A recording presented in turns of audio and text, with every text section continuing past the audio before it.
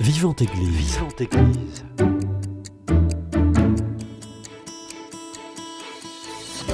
Vivante Église, une émission proposée par Isabelle Duché. Libre pour aimer en vérité, la vie affective est une aventure formidable. Face au ravage de la pornographie, à la conception erronée de la liberté et au dévoiement de l'amitié, les jeunes s'abîment dans leurs relations affectives. Comment les accompagner pour aimer en vérité ?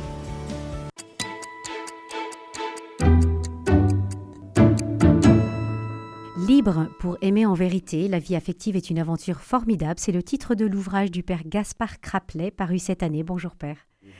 Vous êtes prêtre de la Société Saint-Jean-Marie Vianney et aumônier de jeunes. Vous êtes de passage dans notre région pour donner une conférence. Merci beaucoup de votre venue dans les studios de Radio Présence.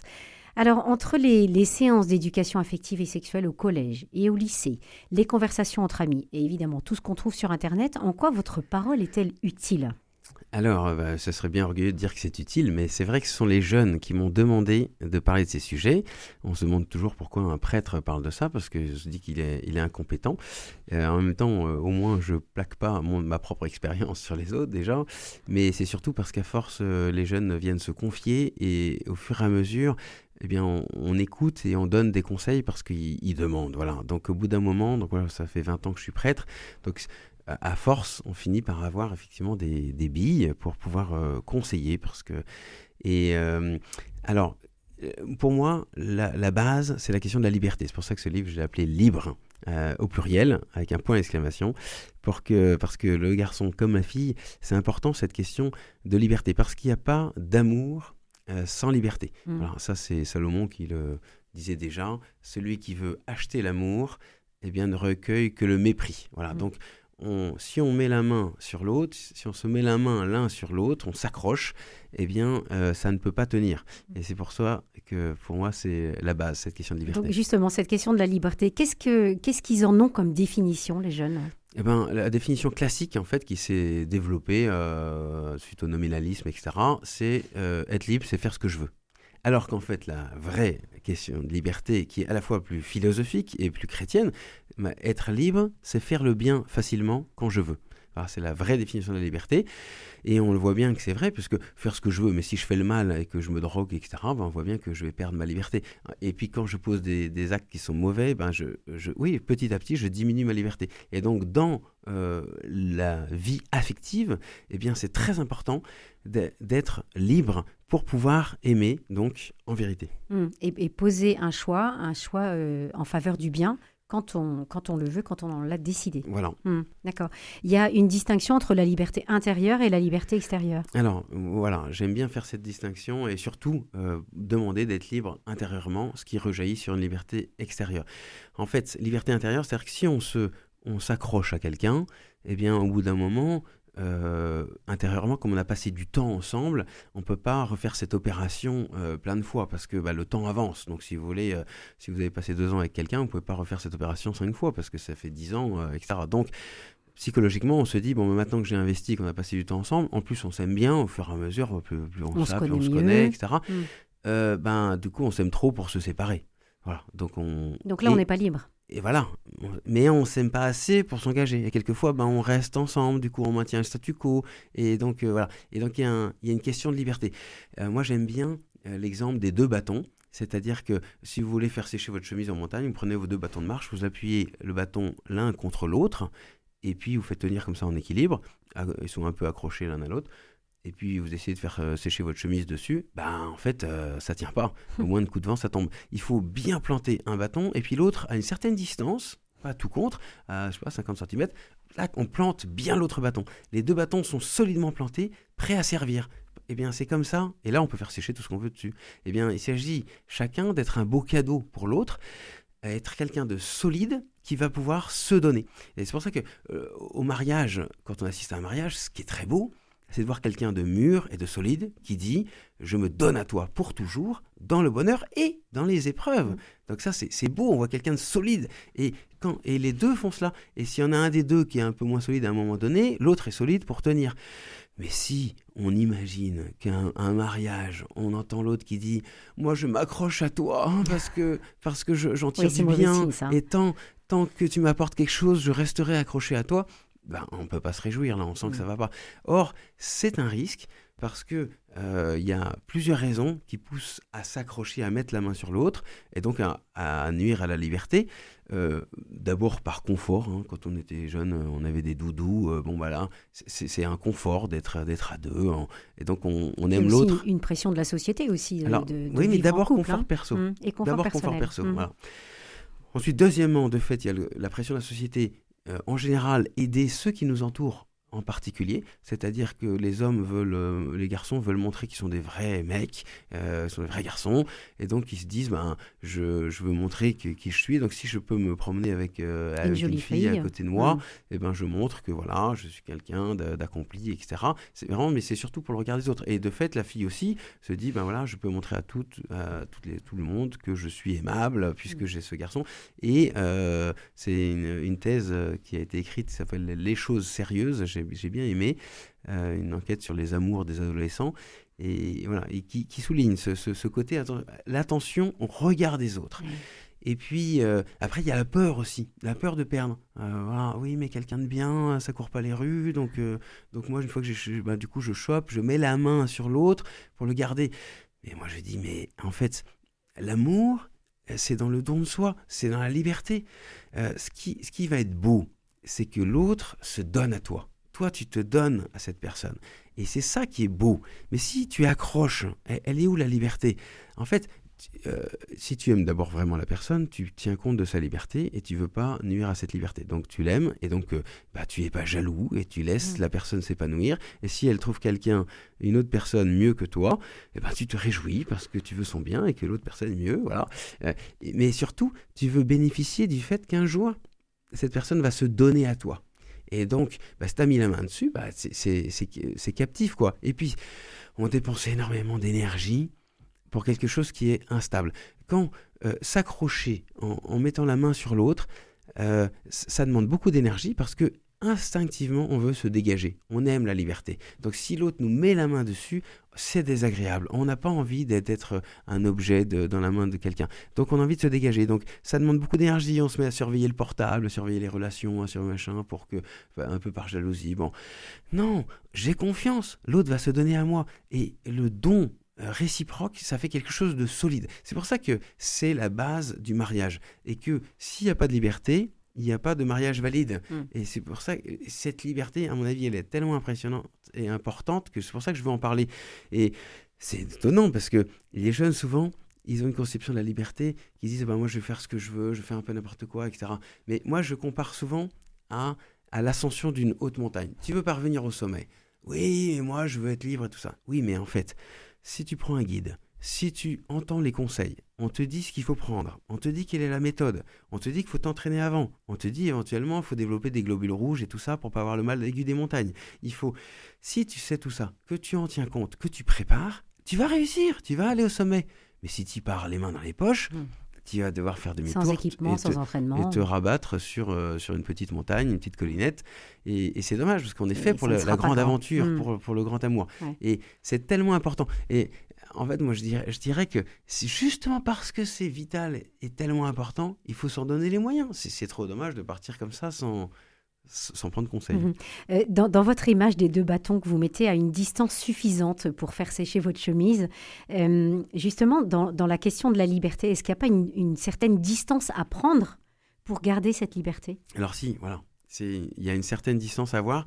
Moi, c'est un des points, une erreur qu'on fait. On croit qu'on va bien connaître quelqu'un en se collant. Je disais qu'il y avait le confort, la société, la peur de perdre, etc. Mais il y a aussi le fait que intellectuellement on fait une erreur et on croit qu'en se collant à quelqu'un on va bien connaître la personne. Or Aristote déjà, donc oui, bien avant Jésus-Christ, disait que pour bien connaître quelqu'un, il faut le voir dans ses actions vertueuses. Voilà. En fait, il faut voir que la personne dans ses relations. Nous sommes des êtres de relations.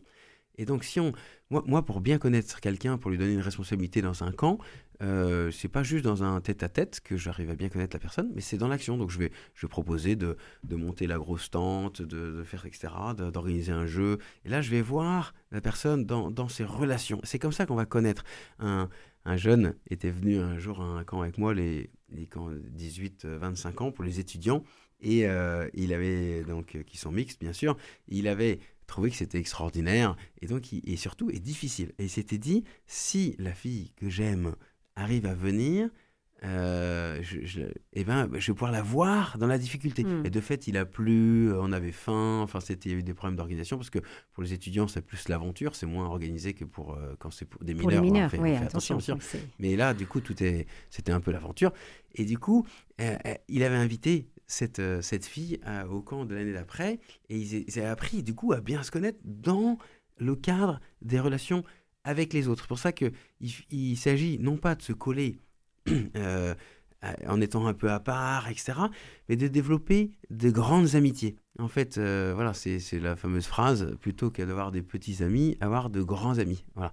Développer de grandes amitiés, comme ça, on a ces relations, on apprend à se connaître, et bien sûr, il y a toujours un moment, au bout d'un moment, mais qui arrive dans un second temps, où on va se rapprocher un peu plus, évidemment, en vue des fiançailles, etc. Mais ce temps va être forcément plus court, d'abord pour garder la liberté intérieure, parce que toujours c'est ce don précieux de la liberté intérieure, du coup, de l'autre et de moi. Et puis, ça va permettre ce que j'appelle la liberté extérieure dont on parlait, c'est-à-dire qu'on ne soit pas mis ensemble et catalogué par le regard des autres. Donc, si on est identifié comme en couple, il y a cette pression des autres qui continuent de nous inviter ensemble, de nous voir ensemble, etc., et qui fait que on perd un petit peu en liberté. Et ça, on le voit bien, parce que les autres sont très prompts à nous mettre ensemble, à cataloguer, etc., bien sûr. Mais c'est jamais définitif. Moi, quand j'ai pensé à devenir prêtre, j'étais tellement enthousiaste qu'évidemment, je n'ai pas été prudent, justement. Je l'ai trop montré. Par exemple, j'avais une grande chambre que j'avais tout refait, tout repeint. Et je l'ai donné à mon petit frère. Et je me suis dit, moi, pénitence, moi je veux appartenir à Dieu. Donc j'ai pris sa petite chambre, qui était toute petite, et j'ai tout viré ce qu'il y avait dedans. J'ai laissé juste un crucifix, un bureau et un lit. Et une sur la cellule de porte, moine. Cellule de moine. Et sur la porte, j'ai mis Dieu seul suffit. Et le bruit s'est développé que j'allais devenir prêtre. Et je me suis dit, mais d'où vient cette information? Puis après, je me suis rendu compte qu'en fait, j'étais pas malin, parce que ça se voyait trop. Oui. Donc, j'ai commencé à donner le change, à dire que je voulais gagner de l'argent, etc.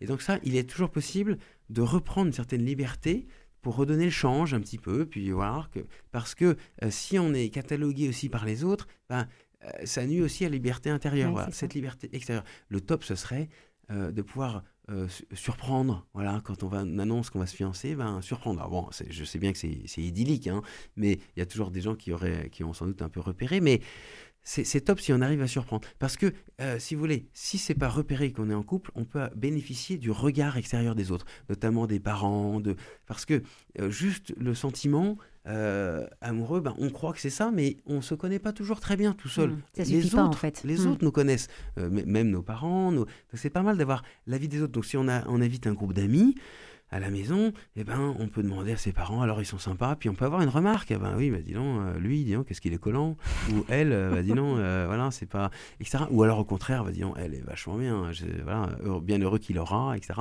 Donc on peut avoir, si on est repéré comme collé, c'est plus difficile, les gens vont pas se prononcer. Oui, c'est très délicat. Je me souviens d'une famille, j'allais dans une famille et j'allais en stop parce que j'avais un problème de voiture, puis j'arrive pas à terminer mon voyage, donc j'appelle, la fille aînée vient me chercher avec la voiture familiale, je reconnais la voiture, mais c'est pas elle qui conduit, c'est un gars. Et donc moi je monte à l'arrière, et lui il conduisait n'importe comment pour impressionner la fille, ce qui me paraissait un peu bête, quoi. Et puis il faisait des bisous, des machins, c'était très affectif, je me suis dit, le gars n'est pas mûr. Et donc je me suis dit, il faut que je lui dise à cette fille, parce que vraiment j'appréciais beaucoup cette fille. Et je sors de la voiture, et elle me dit, voilà mon futur fiancé. Là, vous étiez piégé, là. J'étais piégé, j'ai juste dit félicitations, et voilà, et j'ai rien dit. Mais après, quand plus tard, après le mariage, lui est parti avec une autre fille en la laissant enceinte, etc., je me suis dit,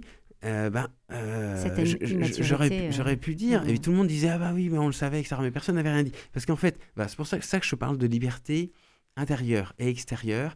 C'est-à-dire que c'est top si on arrive à ne pas s'enfermer, voilà, parce que un couple, ça doit rayonner aussi. Donc, il ne s'agit pas de s'enfermer, donc de créer des relations, développer ces grandes amitiés, et notamment parce que mon conjoint sera mon grand ami, ma grande amie, Les amis, c'est ceux qui partent en vacances ensemble. Et moi, je vois les couples, ils partent en vacances ensemble, et ils casent des enfants, ils partent en vacances ensemble. Voilà.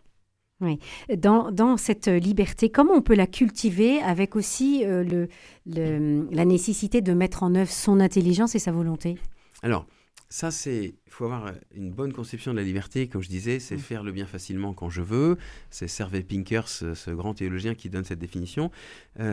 C'est-à-dire que la liberté, elle provient de l'intelligence et de la volonté. Elle en découle, un petit peu comme une planche de surf propulsée en l'air par deux geysers, un premier geyser d'eau qui est l'intelligence, un autre geyser qui est la volonté.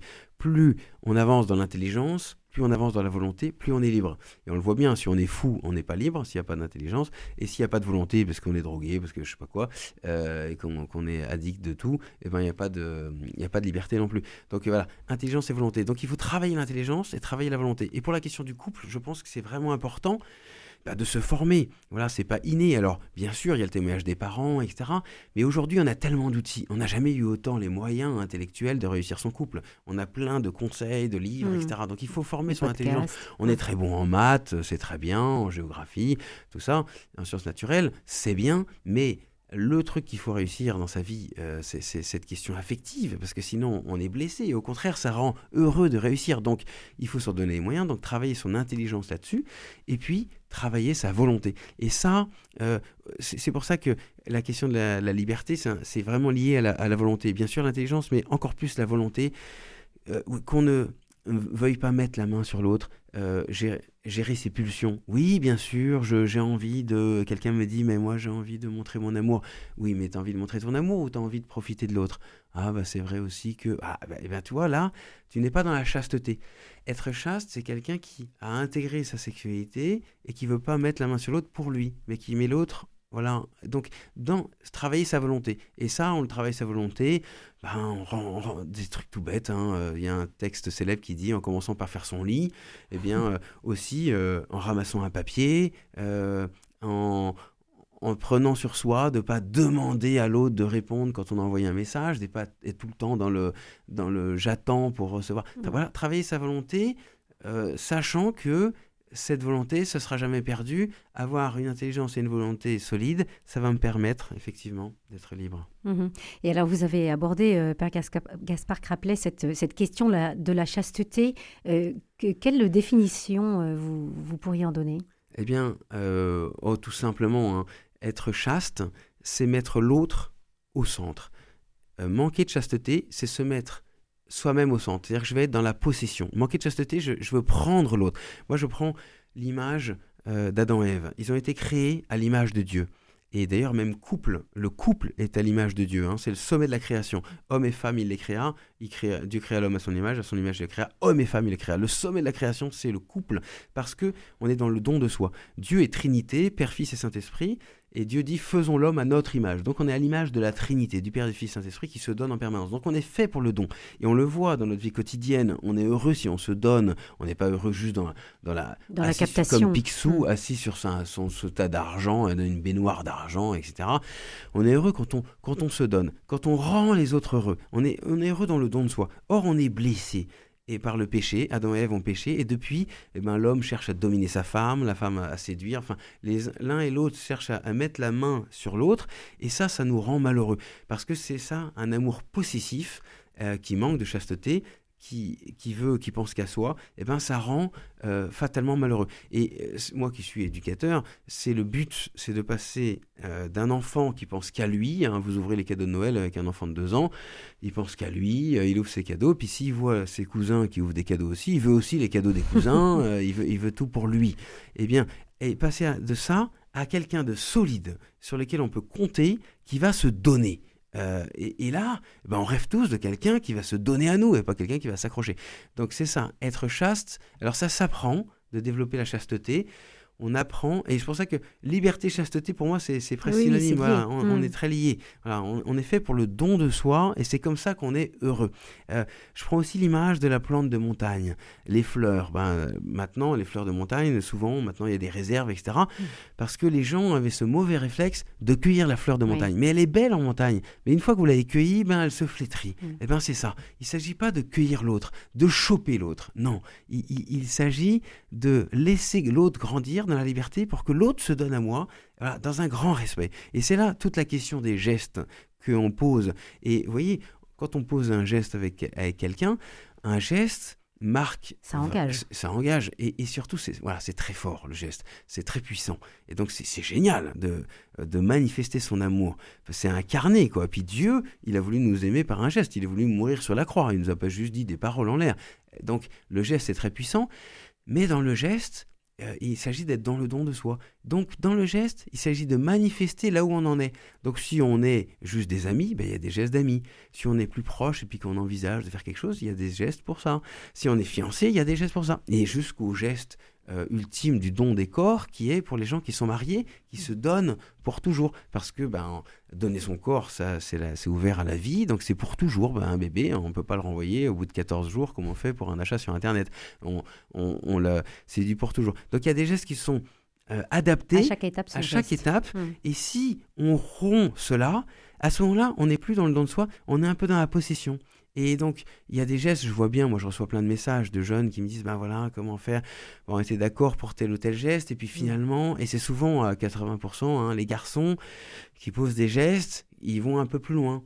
Voilà, parce que dans le geste, on ne peut pas revenir. Une fois qu'on l'a posé, on ne peut pas revenir en arrière. C'est comme une piste de luge, vous descendez dans la luge, vous faites votre trace dans la poudreuse, la trace est faite. Et quand vous allez revenir dans la même piste de luge, vous allez prendre plus de vitesse et vous allez aller plus loin. Et comme ça, de plus loin en plus loin, la piste de luge, elle grandit. Et dans les gestes, on risque d'aller plus loin.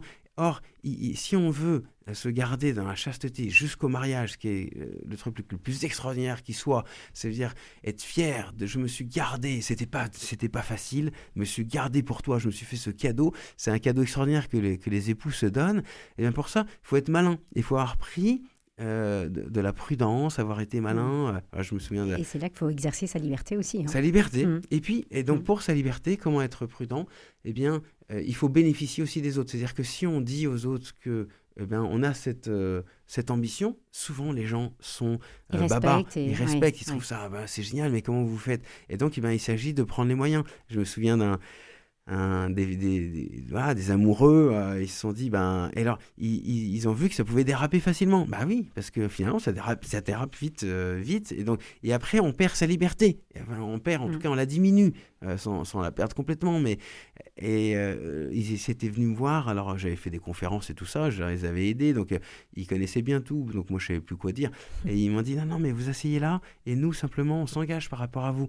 Et alors, je trouvais ça étonnant. Ouais. Alors, elle disait, je m'engage à ne plus venir dîner chez toi le soir. Parce qu'ils étaient arrivés à cette conclusion que comme il faisait nuit le soir, le dîner, ça allait, mais finalement, elle ne pouvait pas repartir de façon prudente le soir, toute seule. Donc, finalement, elle dormait dans le canapé. Puis, finalement, le canapé n'était pas confortable. Donc, le lit était plus indiqué. Enfin, bref, en fait... Oui, ça s'enchaîne. Ça s'enchaîne. Donc, elle a pris la décision. Donc, devant moi, mon père, devant vous, je m'engage. Voilà, donc, ils avaient voulu faire ce petit engagement. Et lui, pouvait repartir quand elle allait dîner chez elle. Mais... galant, il faisait la vaisselle d'abord, pendant qu'elle allait se coucher, etc. Et donc, il s'engage en disant « Et moi, je te promets de ne plus venir te faire le petit bisou du soir. » C'est-à-dire que lui, il allait ensuite dans sa chambre pour lui faire un petit bisou, mais il se penchait, puis c'était un bisou, c'était un peu glissant. Enfin, finalement, on voit bien que c'était pas facile. Donc, il s'était engagé à repartir après la vaisselle. Et voilà. Ouais, au moins, c'était un engagement. Voilà. Donc, en fait, il s'agit à chacun, en fonction de qui on est, mais prendre les moyens de nos ambitions. Père Gaspard Craplet, je vous propose de nous arrêter quelques instants. Vous nous direz aussi comment on peut distinguer l'amour de l'amitié, et puis vous nous donnerez peut-être des clés de discernement pour choisir la bonne personne à aimer toute sa vie. Je vous propose d'écouter Vivre, interprété par Grégoire.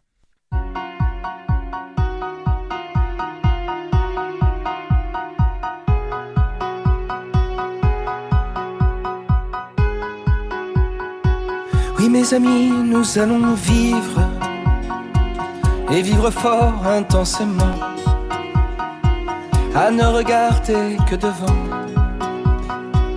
Vivre à plus de 100 000%, en oubliant qu'on va mourir. Oui mes amis, nous allons vivre, sans condition, vivre vraiment.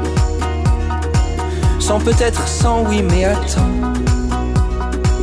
À tout bouffer à pleines dents, à surtout ne jamais subir. Oui mes amis, nous allons vivre, les doigts envers, la tête au vent, le regard fier, le feu au sang, le courage et le cœur battant, nous relevant malgré le pire. Oui mes amis, nous allons vivre, sans jamais perdre aucun moment, jamais laisser filer le temps, en se serrant, en s'embrassant, à oublier qu'on va mourir. Oui mes amis, nous allons vivre, vivre sans regret, sans tourment, pliant peut-être mais résistant à toutes les tempêtes, les torrents, à toutes les critiques des spires. Oh mes amis, nous allons vivre, et vivre sans anesthésiant, sans être abruti de calmant, vivre sans être de tous ces gens qui meurent bien avant de mourir. Oui mes amis, nous allons vivre, vivre toujours en se disant qu'à part l'amour, rien n'est urgent. Le reste est vain, inconsistant, car un jour nous allons mourir. Mais d'ici là nous allons vivre, à tout donner, à tout venant, sans calculer, presque inconscient, car rien ne vaut que ces instants où l'on oublie qu'on va mourir. Oui mes amis, nous allons vivre.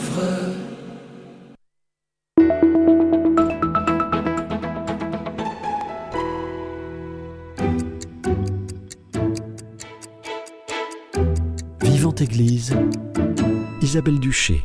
Libre pour aimer en vérité, la vie affective est une aventure formidable. Nous sommes avec l'auteur de ce livre, le père Gaspard Craplet, prêtre de la Société Saint-Jean-Marie Vianney et aumônier de jeunes. Nous parlions juste avant cette pause de la chasteté. Nous avons beaucoup de cas de figure autour de nous, de jeunes qui choisissent de coucher l'un avec l'autre avant le mariage, avec cette intention de s'engager. Qu'est-ce que vous pourriez leur dire ? En fait, attention, parce que c'est vrai que tant qu'on n'a pas dit oui pour toujours, on ne sait pas si c'est la femme ou l'homme de sa vie. Parce que, alors, en général, les jeunes sont quand même d'accord, encore que, pour dire que c'est normal de ne pas avoir une relation sexuelle avec quelqu'un de passage et tout ça, parce que c'est vrai que quand on va se donner ensuite l'un à l'autre, c'est quelque chose de très beau de se dire, ben voilà, moi je me donne à toi et j'ai jamais pas eu d'autre avant. En tout cas, de dire que parce que si on dit, ben oui, pour moi, je suis très libre, moi, coucher à droite, à gauche, ça me dérange pas, ça, évidemment, ça fragilise et ça, c'est pas très bon. Donc ça, on en est conscient, encore qu'il faut en prendre les moyens de ne pas coucher à droite à gauche, c'est-à-dire attention à l'alcool, attention aussi aux réflexes psychologiques. Le garçon qui se dit, moi, il faut que je ressemble, il faut que je sois un homme, et donc il faut que je me prouve à moi-même que je suis un homme, ou par rapport aux copains, et donc faire quelque chose. Alors qu'en fait, non, être un homme, c'est quelqu'un qui sait gérer son affectivité, sa sexualité, et c'est ça qui rayonne. Voilà, moi je me souviens quand j'étais dans la marine, j'ai fait une escale à Halifax, où on était allé avec les autres officiers dans un restaurant dansant. Là, je faisais danser une fille, moi j'aime bien danser. Et la fille, je sentais qu'elle avait pas lu mon livre. Et donc, elle voulait me se coller, elle avait d'autres idées derrière la tête. Je sentais, vraiment, au bout d'un moment, elle était trop entreprenante. Et je me suis dit, je vais la refroidir. Je vais lui donner une douche froide. Et je lui ai dit, mais en fait, moi, je vais devenir prêtre. Et en fait, ça l'a pas du tout ralenti, et au contraire, voilà, elle était d'autant plus encore plus piquant. Voilà, encore plus piquant. Donc, et puis beau, en fait, c'est-à-dire que c'est quelqu'un qui est capable de se donner pour toujours. Et ben c'est beau. Voilà, donc il y a une beauté de la chasteté. Alors, donc ça, en général, c'est vrai que, en tout cas, on peut emporter l'adhésion à peu près des jeunes. Mais c'est vrai qu'ils se disent, mais oui, mais si on s'aime et qu'on va vivre ensemble plus tard. Oui, mais attention. Dans un projet, quoi. Dans un projet. Oui, mais alors ça, moi, j'entends ça tout le temps. C'est le projet, puis le projet échoue, et puis finalement, on se retrouve à voir, c'était pas quelqu'un du projet. Moi, j'ai eu une fille qui est venue me voir et qui me dit, voilà, moi, c'était très clair, je reste chaste, donc jusqu'au mariage, c'est-à-dire que je veux un seul homme dans ma vie, c'est très clair pour moi, c'était très beau, c'est souvent plus important pour les filles que pour les hommes, et encore que justement, moi je trouve que plein de jeunes aujourd'hui qui veulent le vivre et qui disent, moi je rêve que ma femme ait vécu ça, ben moi je veux le vivre aussi, et c'est très beau, et justement, le guerrier, c'est pas celui qui simplement fait de la musculation, mais qui a sculpté aussi son âme pour être quelqu'un justement qui est capable de gérer son affectivité, sa sexualité, et ce qui va rassurer sa femme. Et ça va être quelqu'un de solide qui va pouvoir se donner. Bref. Et donc là, cette fille, elle dit ça elle me dit ça, et elle dit, j'ai expliqué ça à mon copain. Et lui, il dit, écoute, j'admire, je trouve ça très beau, très beau, et je respecte profondément ta décision de ne pas vouloir coucher avant le mariage. Mais moi, je fonctionne différemment, tu comprends, pour moi c'est important de te montrer mon amour, etc. Et donc, en gros, moi, je respecte ton point de vue, mais toi, respecte le mien. Voilà, donc vous voyez, il a un petit peu embrigadé, j'allais dire. Bon, elle, gentille, donc elle a couché avec lui. Et puis après, elle vient me voir, puis elle me dit, mais maintenant j'ai des doutes. Alors, j'ai des doutes, mais comme j'ai couché avec lui... Je me sens engagée. Je me suis un peu engagée, et dans ma tête, c'est très clair. Moi, je ne suis pas une fille qui va à droite à gauche. C'est lui que je vais épouser. Voilà, parce que coucher avec lui un peu avant ou un peu après, c'est pas grave. Ça reste dans mon idée d'avoir qu'un seul homme et tout ça. Et alors moi j'ai trouvé qu'attention, ça manquait de liberté tout ça, parce que ça va pas, ça c'est pas parce que tu es couché avec lui que tu dois l'épouser, si tu commences à avoir des doutes. Puis j'étais un peu embêté, je lui ai dit mais moi ça m'embête, tu lui as dit ton désir de te garder jusqu'au mariage, et lui il a pas respecté ça, c'est un truc important, il le respecte pas dès le début. Bon, c'est vrai qu'on se dit attention. Et puis lui il t'a quand même dit qu'en gros il avait du mal à se maîtriser, quoi, que c'est important pour lui, donc c'est-à-dire que le gars il se maîtrise pas, donc c'est stressant pour l'avenir aussi, parce que quand même il s'agit d'arriver quand même un peu cuit quand on arrive au mariage, hein. Si ça manque de cuisson, il faut peut-être laisser cuire encore un peu. Donc c'est pour dire que vous voyez là, la question de la liberté, elle n'était pas là. Donc moi je dirais raison de plus. Si c'est la femme que tu aimes, l'homme que tu aimes, raison de plus pour garder cet idéal.